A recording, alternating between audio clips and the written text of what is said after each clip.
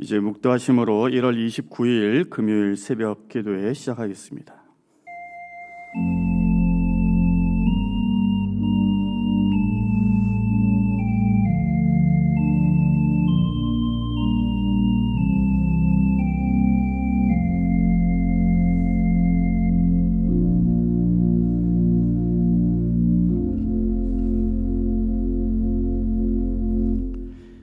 우리를 자녀 삼으시고 늘 우리와 함께 하시는 좋으신 하나님 아버지, 오늘도 예배를 통해 주님 앞에 나아가게 하심을 감사합니다. 이 시간 우리의 마음을 성령의 빛으로 밝혀주시고 삶 속에서 우리의 모든 걸음을 살피시고 인도하실 그 주님을 소망하며 예배하게 도와주시옵소서.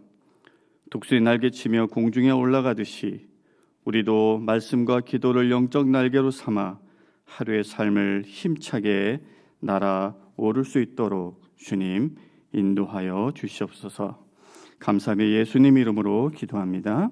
아멘. 다 같이 찬송가 15장 찬송하겠습니다.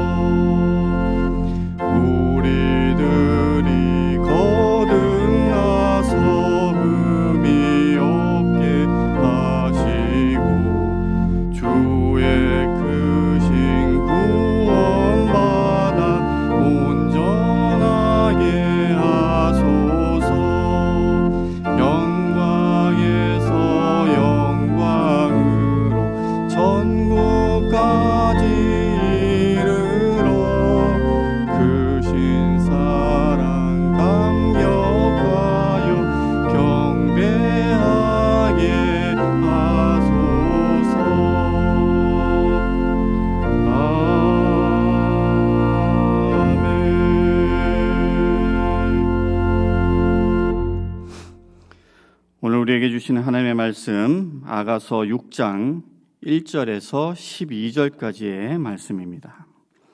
제가 봉독해 드리겠습니다. 여자들 가운데에서 어여쁜 자야, 내 사랑하는 자가 어디로 갔는가? 내 사랑하는 자가 어디로 돌아갔는가? 우리가 너와 함께 찾으리라. 내 사랑하는 자가 자기 동산으로 내려가 향기로운 꽃밭에 이르러서 동산 가운데에서 양떼를 먹이며 백합화를 꺾는구나. 나는 내 사랑하는 자에게 속하였고 내 사랑하는 자는 내게 속하였으며 그가 백합화 가운데에서 그 양떼를 먹이는도다. 내 사랑아, 너는 디르사같이 어여쁘고 예루살렘같이 곱고 깃발을 세운 군대같이 당당하구나. 내 눈이 나를 놀라게 하니 돌이켜 나를 보지 말라. 내 머리털은 길앗 산기슭에 누운 염소떼 같고 내 이는 목욕하고 나오는 암양떼 같으니 쌍태를 가졌으며 새끼 없는 것은 하나도 없구나. 너울 속에 내 뺨은 석류 한쪽 같구나. 왕비가 60명이요 후궁이 80명이요 시녀가 무수하되 내 비둘기 내 완전한 자는 하나뿐이로구나. 그는 그의 어머니의 외딸이요 그 낳은 자가 귀중하게 여기는 자로구나. 여자들이 그를 보고 복된 자라 하고 왕비와 후궁들도 그를 칭찬하는구나. 아침빛같이 뚜렷하고 달같이 아름답고 해같이 맑고 깃발을 세운 군대같이 당당한 여자가 누구인가. 골짜기에 푸른 초목을 보려고 포도나무가 순이 났는가, 석류나무가 꽃이 피었는가 하려고 내가 호도 동산으로 내려갔을 때 부지중에 내 마음이 나를 내 귀한 백성의 수레 가운데 이르게 하였구나. 하나님의 말씀입니다.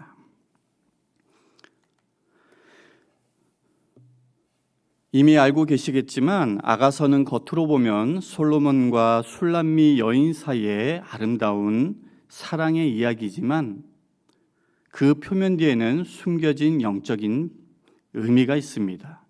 바로 이스라엘에 대한 하나님의 사랑입니다. 그래서 유대인들은 6월절에 이 아가서를 읽는다고 합니다.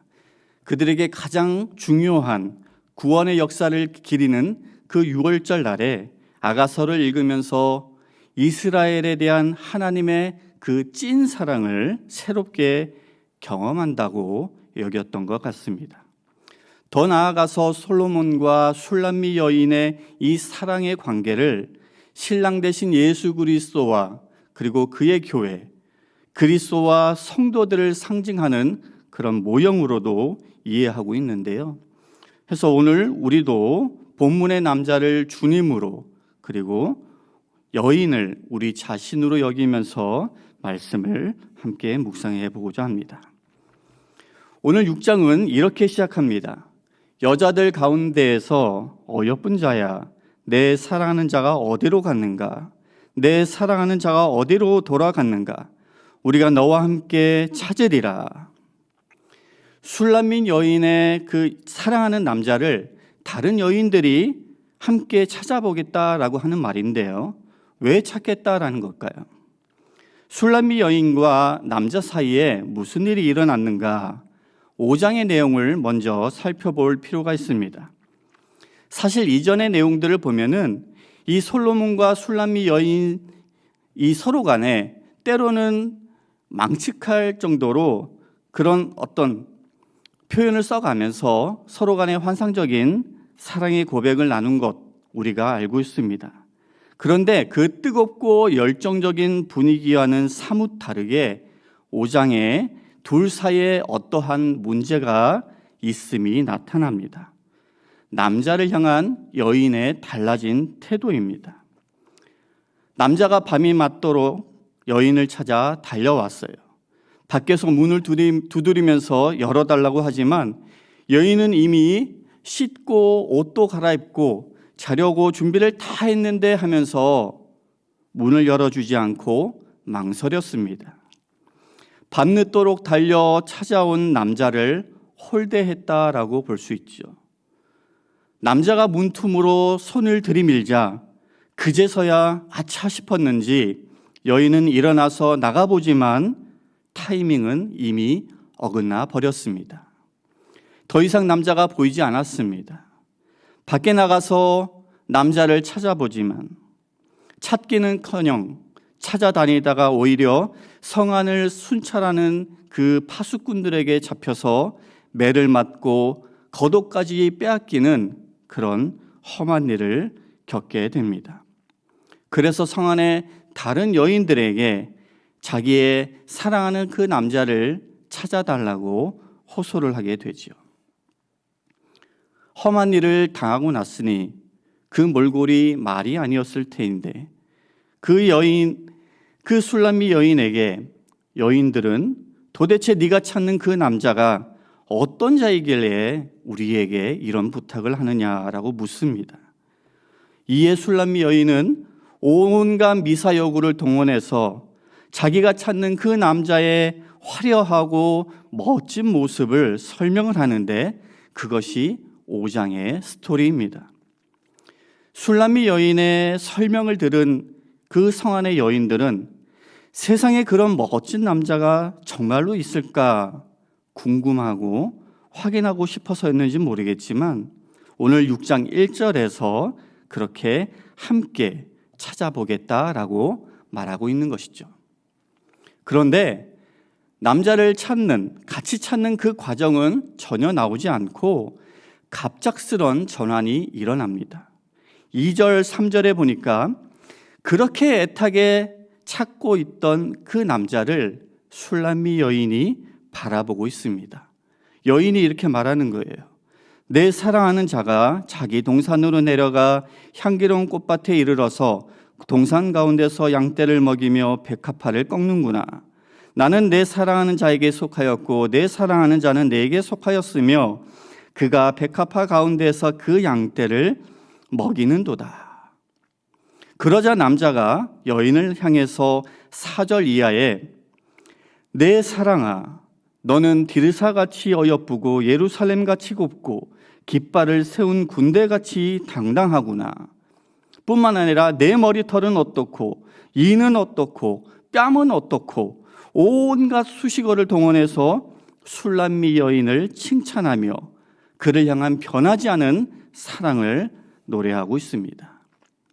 한때는 둘 사이에 위기가 있기도 했지만 6장의 내용만을 보면 다시 그 둘이 재회하고 관계가 회복되었다라는 것을 볼 수가 있는데요. 무엇 때문이었을까요? 그 근간은 여인을 향한 남자의 변함없는 사랑입니다.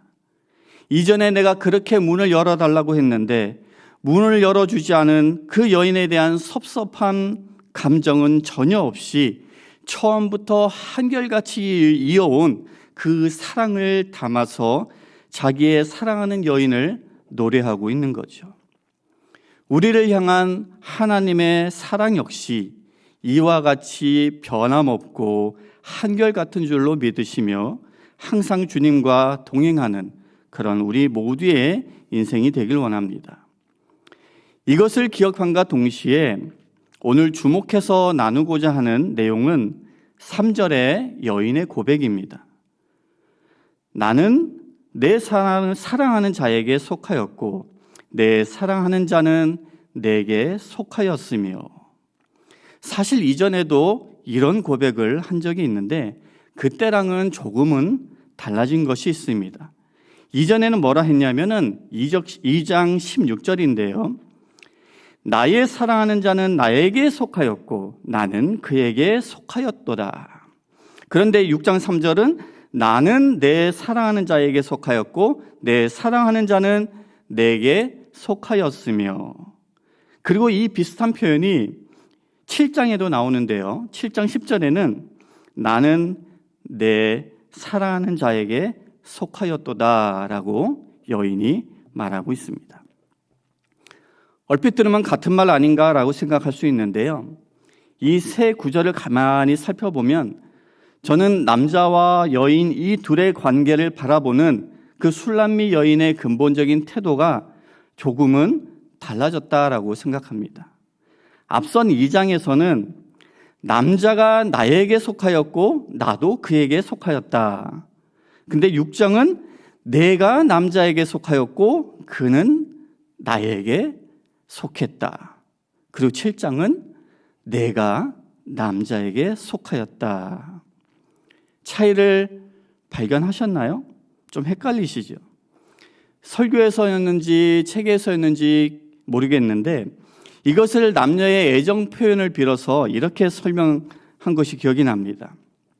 2장은 당신은 내 거야. 나는 당신 거고. 그에 반해서 6장은 나는 당신 거야. 당신은 내 거지. 순서가 달라진 거예요. 그리고 7장 10절에 나는 당신 겁니다. 라고만 하는 것이죠. 그래도 뭔 말인지 이해가 안 되시는 분들을 위해서 신앙적인 표현으로 이렇게 설명을 이어갑니다. 첫째, 주님은 내 것이고 나는 주님 것입니다. 둘째, 저는 주님 것입니다. 주님은 제 것이죠. 셋째, 저는 주님의 것입니다. 첫째 표현은 약간 욕심이 담겨 있어 보입니다. 내가 우선이고 자기 중심적인 것이죠. 주님 제 편이시죠. 그러면 나도 주님 편이 되어줄 수 있습니다. 주님 것을 나에게 먼저 주시면 제가 가진 것도 주님께 드릴게요. 이렇게 말하는 것 같습니다. 두 번째는 저는 주님 편입니다. 그러니 주님도 제 편이 되어주세요. 제 것은 다 주님 겁니다. 그러니 주님 것도 제게 채워주세요. 그리고 셋째로 저는 주님의 것입니다. 끝. 어떠한 요구도 없습니다. 주님이 나에게 이렇게 해주셨기 때문에 혹은 주님이 이렇게 나에게 해주신다면 제 것을 주님께 드리겠습니다 라는 그런 이유나 조건이 없습니다. 그냥 나는 주님의 것입니다. 둘의 관계를 바라보는 그 여인의 태도가 점점 성숙해진 것 같지 않나요? 확대 해석이라고 생각할 수도 있지만 사실 하나님과 우리의 관계를 바라보는 우리의 태도, 우리의 시각이 지금 말씀드린 것에서 크게 다르지가 않습니다. 우리를 향한 하나님의 사랑, 그것을 그럼에도 불구하고의 사랑이라고 말합니다. 조건이나 이유가 없습니다. 반면에 우리는 주님이 이것을 해 주신다면 혹은 주님이 그것을 해 주셨기 때문에 사랑한다고 고백하는 어린아이 수준의 믿음에 머물러 있지는 않은지 모르겠습니다. 여전히 주님 내 것이지요. 그러면 나도 주님 것이고 주님 것 나에게 먼저 주신다면 내 것을 주님께 드리겠습니다라는, 예를 들어 자식의 취업 문제, 결혼 문제 해결해 주신다면, 좋은 학교 입학하게 해 주셔서 고맙습니다, 사랑합니다라는 거죠. 말씀을 마무리하겠습니다. 시간이 지나고 위기를 통해서 여인은 성숙해졌습니다. 사랑하는 성도 여러분, 우리는 어떻습니까? 주님을 믿은 그 시간만큼 삶의 우여곡절을 통해서 주님을 향한 믿음과 사랑이 이전보다 성숙해졌는지요? 요한일서는 우리가 하나님께 속한 자라고 말합니다. 그리고 그 하나님은 세상의 그 누구보다도 크시고 위대하시다라고 선포하고 있습니다. 그것이면 충분하지 않을까요? 어떤 조건이나 이유 없이 나는 주님의 것입니다 라고 고백하며 주님께 속한 자로 만족하며 살아가는 그런 저와 여러분 모두가 되시기를 주님의 이름으로 축원합니다. 잠시 묵상하며 기도하기 원합니다. 우리를 향한 주님의 사랑은 변함없고 한결같습니다. 그 주님께 나는 주님의 것입니다 라고 고백하고 인정하는 것, 주님께 속한 자로 살아가는 것이 얼마나 큰 축복인지 다시 한번 깨닫고 기억하도록 하나님 은혜 달라고 잠시 기도하겠습니다.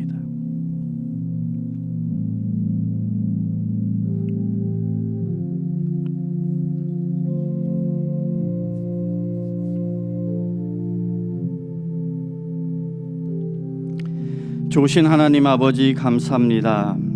부족하고 연약한 우리들을 불러주시고 늘 변함없는 사랑으로 함께해 주시는 주님께 우리 각자가 주님, 나는 주님의 것입니다 라고 신앙 고백 드릴 수 있는 그런 성숙한 믿음의 소유자들 되게 하여 주시옵소서. 그렇게 주님께 속하여서 주의 사랑을 깊이 경험하고 누리는 복된 하루 살아갈 수 있도록 인도하여 주시옵소서.